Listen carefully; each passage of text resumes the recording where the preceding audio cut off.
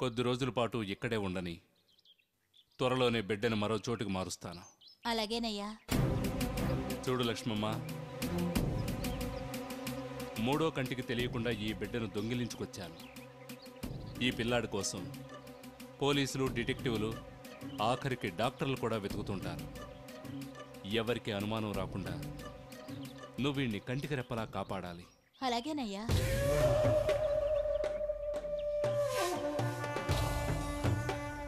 నా పని పూర్తి అయ్యాక చాలా పెద్ద మొత్తం ఇస్తాను. బిడ్డను మాత్రం జాగ్రత్తగా చూస్తూ ఉండు. అంతవరకు ఇది ఉంచు, తీసుకో. మీరెంతగా చెప్పాక అజాగ్రత్తగా ఎలా ఉంటానయ్యా? సెల్ ఫోన్ జాగ్రత్తగా ఉంచావుగా? ఉందయ్యా. ఏ అవసరం ఉన్నా నాకు వెంటనే ఫోన్ చేయి. అలాగేనయ్యా. అయ్యా,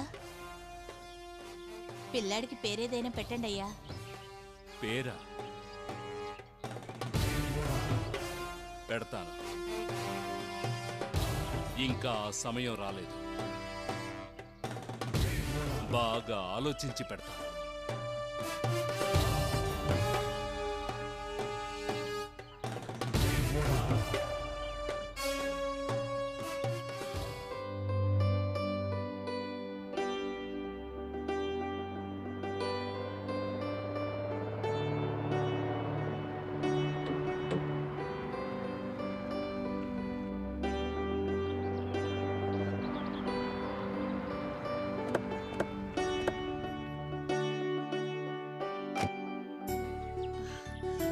అన్నయ్య గారు,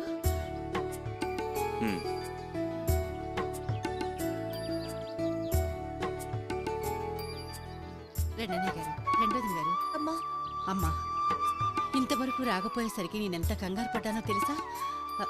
రెండన్నయ్య గారు, రండి.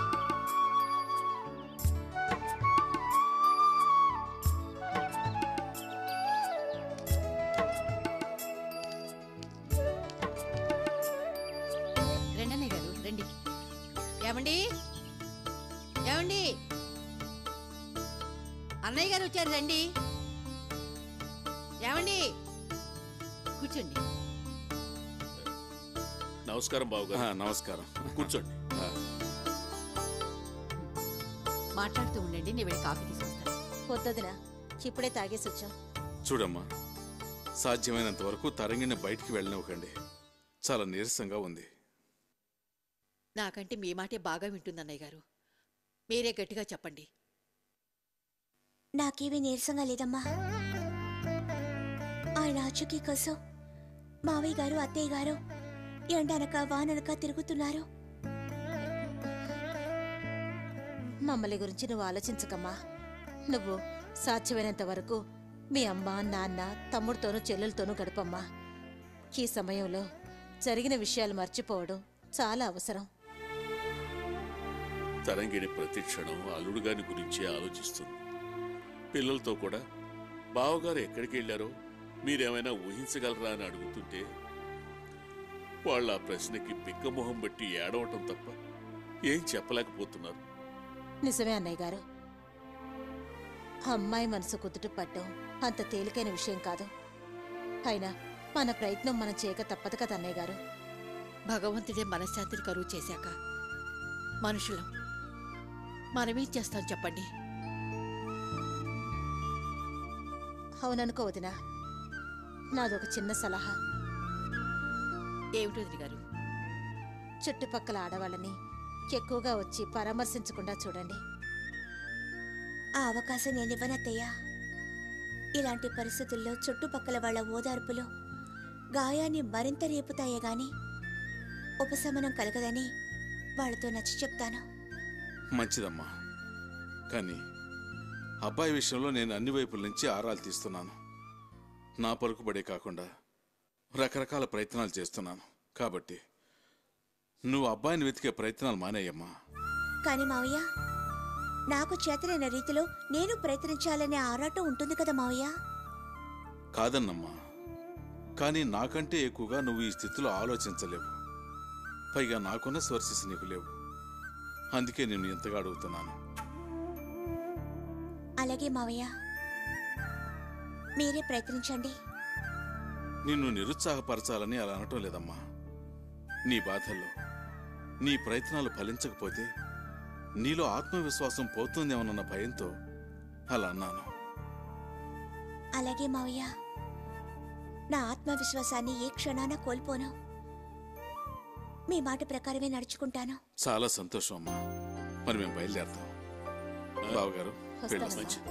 మంచిది తాతగారు. కవిత.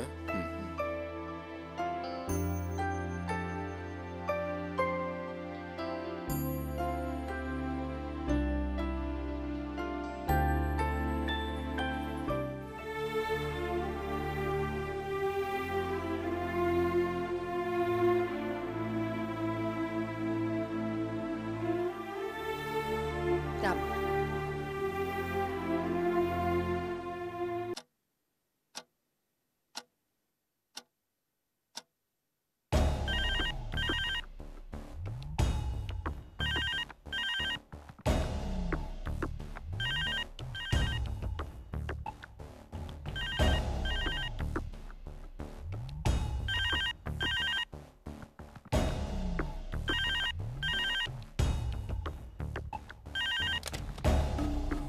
హలో, ధర్మరెడ్డి గారి ఇల్లేనా? అవునండి.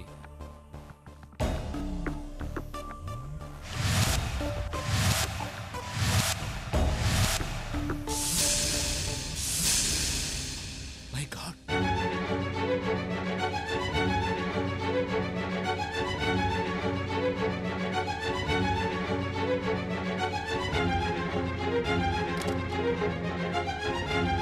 గౌరీ,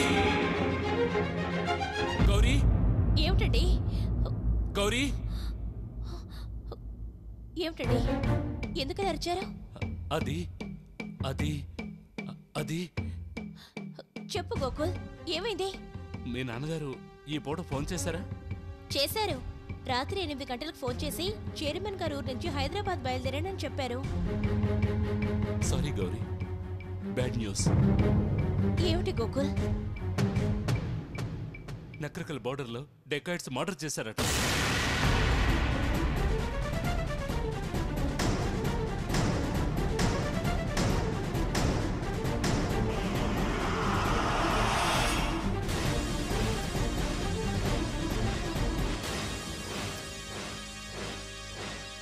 మా నాన్న హైదరాబాద్ వెళ్ళారు కదా? అవును. ఎందుకలా అడిగావు? తర్వాత చెప్తాను. పదండి, నక్లకల్ వెళ్దాం. గౌరీ, మీ నాన్నగారు చనిపోతే నీకు కళ్ళల్లో నీళ్లు రాలేదేమిటి అని అనుకుంటున్నావు కదా? అవును. మా అమ్మ చనిపోయినప్పుడు ఏడ్చాను, అన్నయ్య చనిపోయినప్పుడు ఏడ్చాను. వాళ్ళిద్దరి చావుకే నా కళ్ళల్లో నీళ్ళన్నీ ఆవిరైపోయాయి. ఇప్పుడు మిగిలింది అగ్నిగుండం. ఇక నుంచి నా కళ్ళల్లో నీళ్లు రావు. కనకనలాడే నిప్పులు మంటల్ని చెలరేపుతాయి. పద.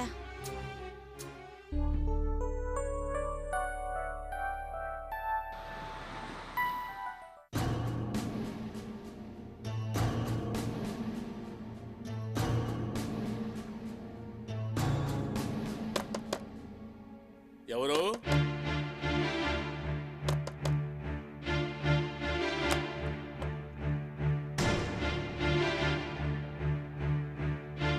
సార్, మీరు తరంగణి గారి గురించి వచ్చాను. ఆహా, రండి.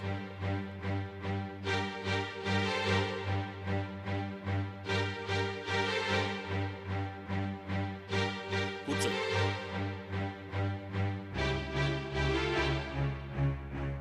తరంగణి గారిని ఒకసారి పిలుస్తారా? అమ్మాయి బయటికి వెళ్ళింది. ఇప్పుడు వస్తారా?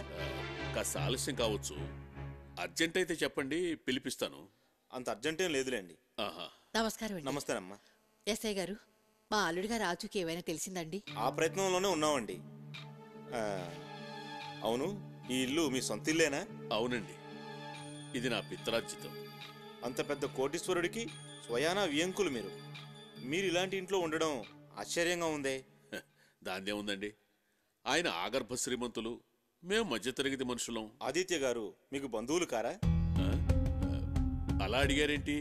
ఏమీ లేదు, మీలాంటి మధ్యతరగతి ఇంట్లో అమ్మాయిని వారు కోడలుగా చేసుకున్నారంటే మీరు వాళ్ళకి దగ్గర బంధువులేమో అనుకున్నాను.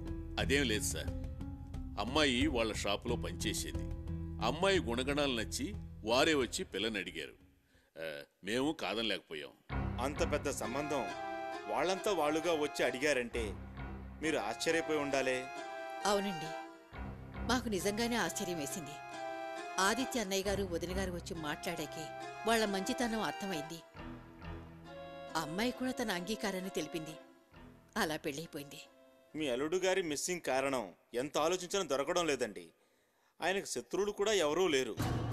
శత్రువులంటే గుర్తుకొచ్చిందండి.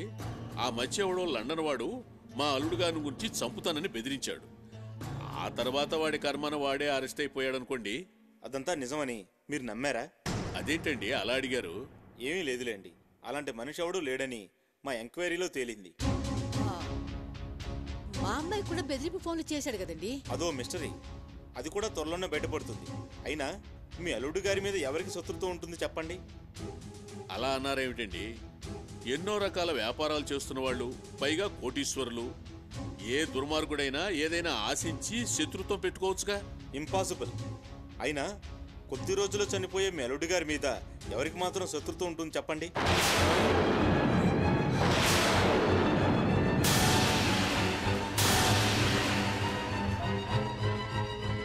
ఇన్స్పెక్టర్ గారు, ఏమిటి మీరు చెప్పేది? అదేంటండి, ఏం తెలియనట్టు అలా అంటారు? ఏమిటి బాబు మీరనేది? మీరేమంటున్నారో మాకేం అర్థం కావడం లేదు. ఏంటి, మీ అమ్మాయికి పెళ్లి జరిగే నాటికే అర్జున్ గారికి విచిత్రమైన వ్యాధి ఉందని, సంవత్సరం కన్నా ఎక్కువ బ్రతకడానికి నిజం మీకు తెలియకుండానే పెళ్లి చేశారా?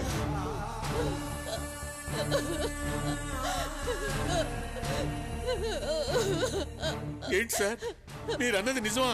ఇలాంటి విషయాలు అబద్ధం చెప్తానండి. సారీ, మీకు తెలుసు అనుకున్నాను.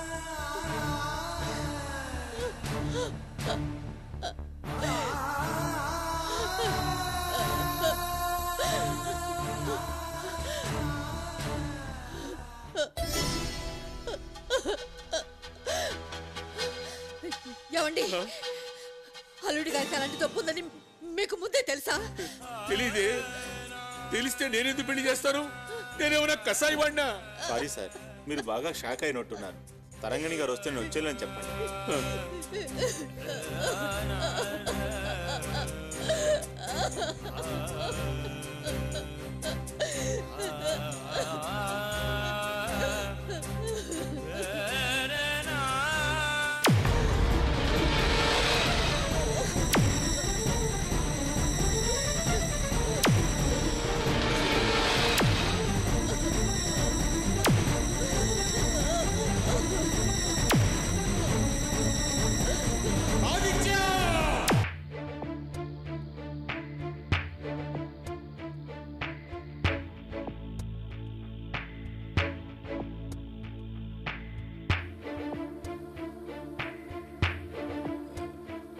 డాక్టర్ గారు లేరే.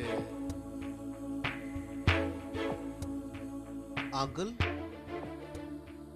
మీరిలా మీ అనుమతి లేకుండా మీ గదిలోకి వచ్చాను. భలేవారు అంకుల్, కూర్చోండి.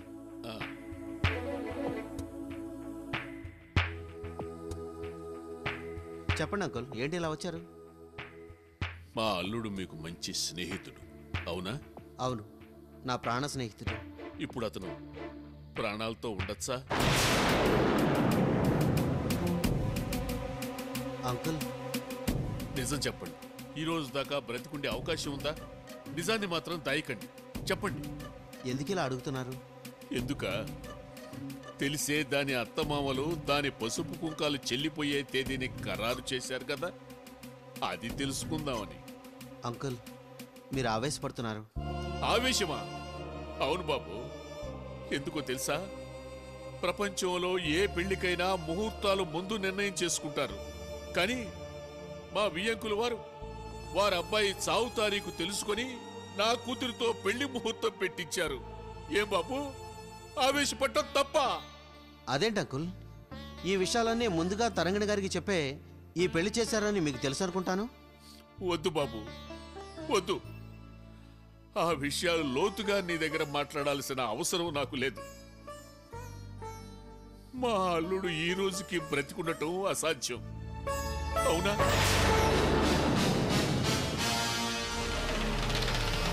అవును అంకుల్.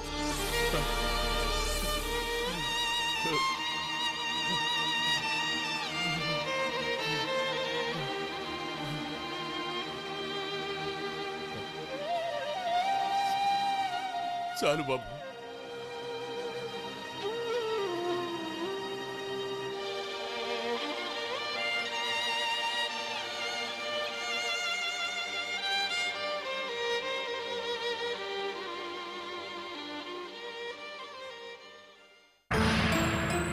నువ్వు బావగారు కాదు, మహానుభావుడు కూడా.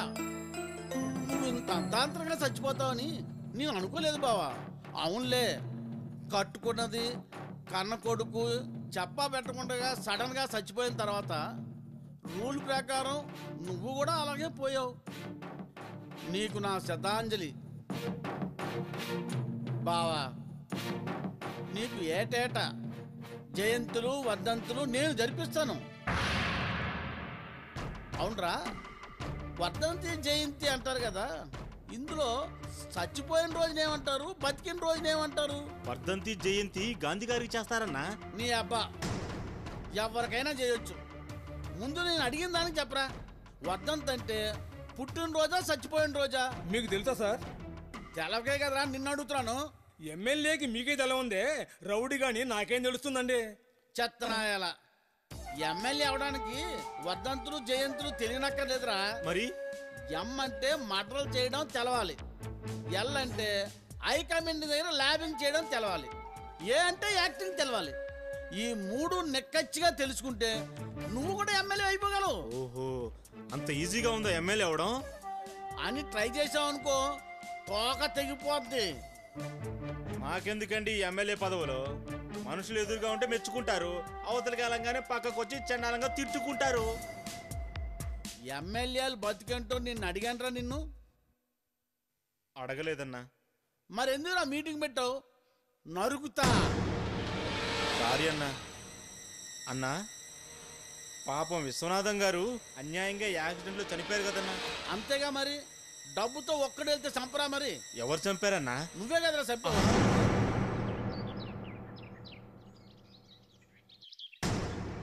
ఏంట్రా అలా సోకలేవు? అన్నా అన్నా అన్నా అన్నా అన్నా అన్నా, నేను ఎక్కడ చంపానన్నా? అన్యాయంగా నన్ను ఇరికించకన్నా, నీకు దండం పెడతాను. అనవసర విషయాలు అడిగితే అనవసర కష్టాలు తగులుకుంటాయిరా. ప్రశ్న వేసేటప్పుడు కాస్త ఆలోచించి వెయ్యాలిరా. ఇంకెప్పుడన్నా వస్తే నీ చెప్పు తీసుకొని కొట్టన్నా. ఇప్పుడు నన్ను వదిలేయన్నా. చెప్పుతో కొడితే సస్తావరా? చచ్చిన ప్రశ్న వేయనన్నా. సచ్చిన తర్వాత నువ్వేంట్రా వేసిన ప్రశ్న? నీ బొందా.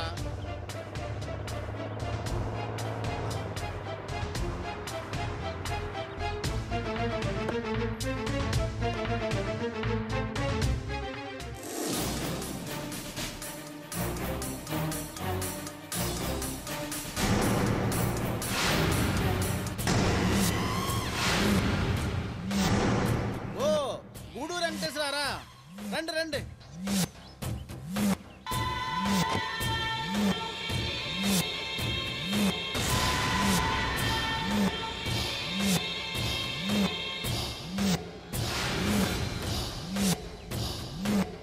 నమస్కారం ధర్మారెడ్డి గారు.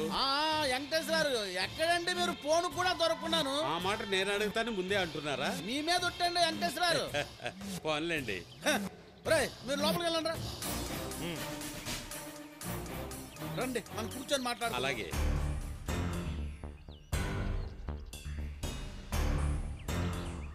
ఏంటి పాపం విశ్వనాథం గారిని ఎవరో చంపేశారట? మహానుభావుడు అనవసరంగా చచ్చిపోయాడు. ఎవరు చంపారు? ఇప్పుడు అంత అవసరం అది మాట్లాడడానికి? ప్రస్తుతానికి అవసరం లేదనుకోండి, అవసరం వచ్చినప్పుడు నేనే తెలుసుకుంటాను. వెంకటేశ్వరరావు, ఆ ట్రాఫిక్ వదిలేయండి. కాఫీ తాగుతారా, టీ తాగుతారా?